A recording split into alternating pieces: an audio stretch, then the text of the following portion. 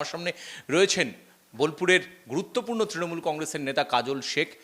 কাজলদার কাছে সরাসরি প্রশ্ন, বোলপুর বীরভূমের এতদিন যে নির্বাচনের ঐতিহ্য সেটা এবারে দেখা গেল না, কেন এমনটা হলো?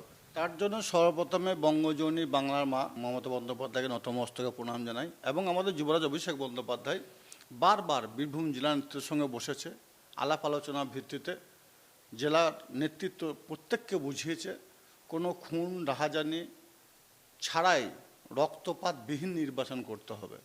আমাদের প্রত্যেকটি যারা কর্মী আছে, যারা মামাটি মাসি সৈনিক আছে, এটাই আমাদের সকলের মিলিতভাবে আমাদের একটা প্রয়াস ছিল। কারণ 2011 প্রাককালে আমরা দেখেছি নানুর তথা বীরভূম জেলায় রক্তপাত হয়নি এমন নির্বাচন কিন্তু হয়নি। বিগত দিনে নানুর বিধানসভা মানুষের ঘুম ভাঙত বোমার আওয়াজে। তারপর আমি দেখেছি সুঁচপুরে গণহত্যা থেকে শুরু করে আমার পরিবারের আমি 2 দাদাকে হারিয়েছি, বাবাকে হারিয়েছি, আমার 16 জন সহযোদ্ধা সহকর্মীকে হারিয়েছি। এইভাবে নানুরের বুকে প্রত্যেকটি নির্বাচনে 2011 প্রাককালে প্রত্যেকটি নির্বাচনে মা তার ছেলেকে হারিয়েছে, বাবা তার ছেলেকে হারিয়েছে। বদলা নয়, বদল চাই, আমরা তার পথকে অনুসরণ করে চলেছি। এবং তিনি উন্নয়নের মধ্য দিয়ে 74টি প্রকল্পের মধ্য দিয়ে মানুষের বাড়িতে বাড়িতে পৌঁছে গেছেন। সর্বত মানুষ এখন উন্নয়নের পথে হাঁটতে শিখেছে, তারা আর খুন রক্তপাত রাহাজানি চায় না। আপনার সভাপতি অনুব্রত মণ্ডল বলেছিলেন এই উন্নয়নের সূত্র ধরেই যে উন্নয়ন রাস্তায় দাঁড়িয়ে রয়েছে। আজকে অনুব্রত মণ্ডল নেই, অনুব্রত মণ্ডল তিহার জেলে রয়েছেন, সেটাকে কিভাবে দেখছেন? দেখুন, অনুব্রত মণ্ডল মহাশয় ছিল আমাদের রাজনৈতিক গুরু, রাজনৈতিক অভিভাবক। তার হাত ধরে আমাদের পথ চলা শুরু। বীরভূম জেলার উন্নয়নের মূল কাণ্ডারি ছিলেন অনুব্রত মণ্ডল মহাশয়। এই বিষয়ে দ্বিমতে কোনো অবকাশ নেই।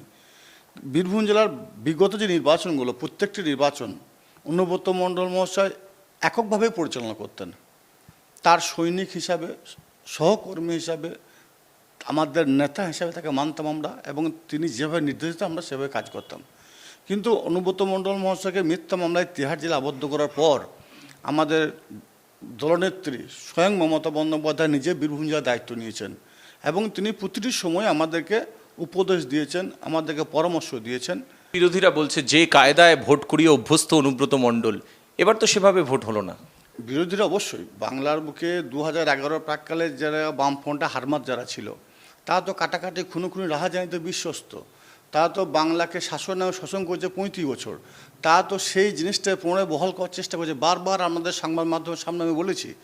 কিন্তু বঙ্গজননী মমতা বন্দ্যোপাধ্যায় বাংলা মানুষকে নতুন দিশা দেখিয়েছে, নবজাগরণ ঘটেছে বাংলা মানুষের মধ্যে। কাজলদা, আমরা বিভিন্ন সময় দেখেছি এই বোলপুর বীরভূম সংবাদ মাধ্যমে আলোচনার কেন্দ্রবিন্দু হয়েছে। কখনো পুলিশকে হুঁশিয়ারি দেওয়া হয়েছে, কখনো পাচনের কথা বলেছেন বীরভূমের তৃণমূল কংগ্রেসের দাপুটের সভাপতি অনুব্রত মণ্ডল।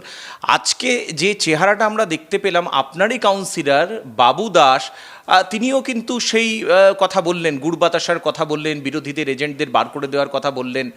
তিনি যথেষ্ট চিৎকার করেই তিনি এই কথাগুলো বললেন।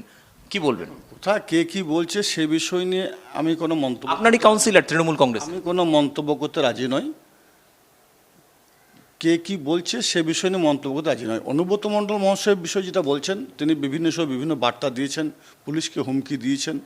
কারণ তখন আমরা বিরোধী ছিলাম, তখন প্রয়োজন ছিল।